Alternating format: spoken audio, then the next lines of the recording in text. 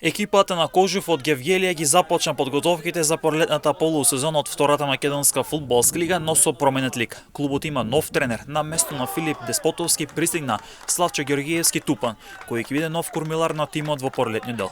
Неколку играчи од екипата заминаа, како Александар Богдановски, Александар Георгиевски, Филип Манасиевски, најдобриот стрелец Дарко Гроздановски, а клубот во следните денови ќе ги промовира новите играчи. Во тимот на Кожув нови играчи се Сашо Дуков, кој доаѓа од Охрид, каде беше најдобар стрелец, како и Давид Бошевски, кој доаѓа од редовите на Радовишки Детонит Плачковица. Секако дека ќе има и други заселувања во следните денови. Клубот ќе одигри неколку пријателски надпревари, преку кои ќе темпира формата за втори дел од сезоната. Во росторот за пролетни дел ќе бидат вклучени и неколку играчи од младинските погони кои ќе добие шанса за докажување.